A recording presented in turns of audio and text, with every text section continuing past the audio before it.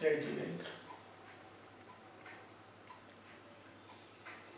हमारे युवा विद्वान डॉक्टर विवेक जैन से छिंदवाड़े से ये पता लगा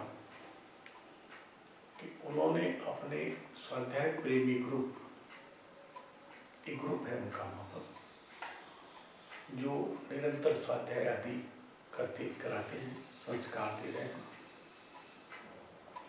उसके द्वारा एक ऑनलाइन कार्यक्रम शुरू किया है। उस कार्यक्रम में वो जितने तीर्थ क्षेत्र हैं, सिद्ध क्षेत्र हैं, उनकी लाइव वंदना कराते हैं।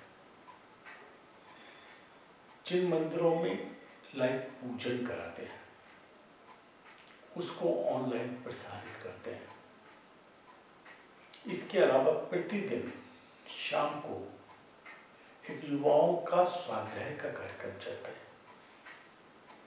पूरे देश और विदेश में डॉक्टर विवेक जी और छिंदवाड़ा के ही ऋषभ जी शास्त्री, उनके नेतृत्व में ये कार्यक्रम देश विदेश में काफी लोकप्रिय हो रहा है।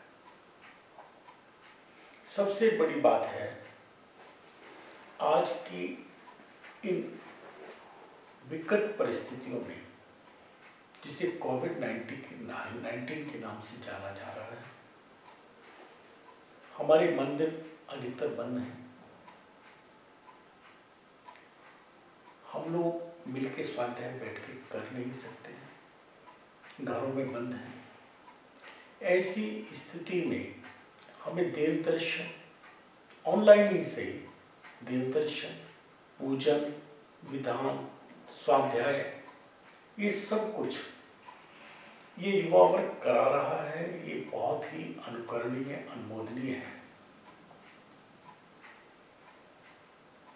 इसमें विशेष बात ये भी है जो इन्होंने शुरू की है कि पूज्य गुरुदेव श्री काजी स्वामी के प्रभावना योग में देश में कम से कम उन्हें पूरी तरह समर्पित 15 संस्थाएं हैं, कम से कम।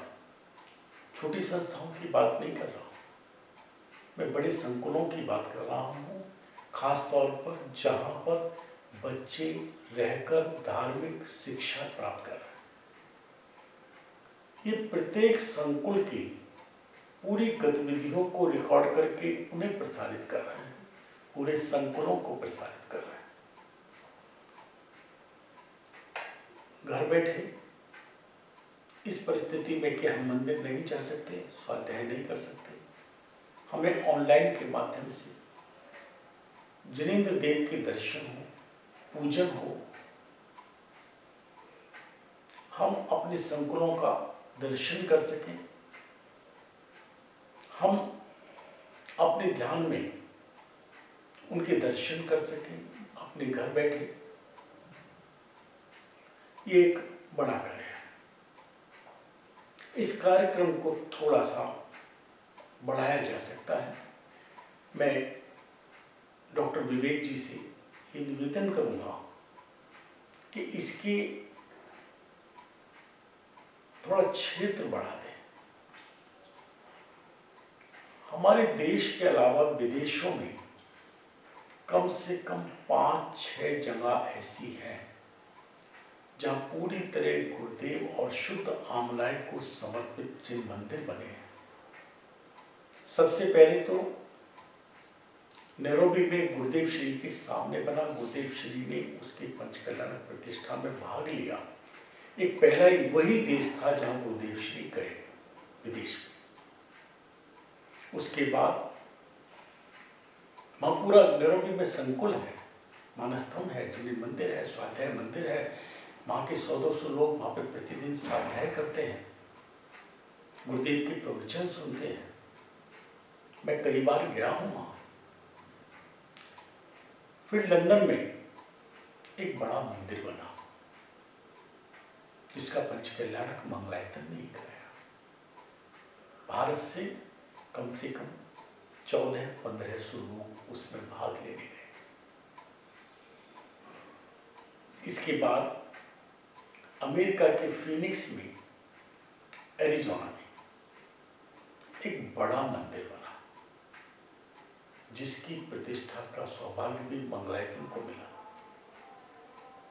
वहां पर भी गतिविधि निरंतर चलती है।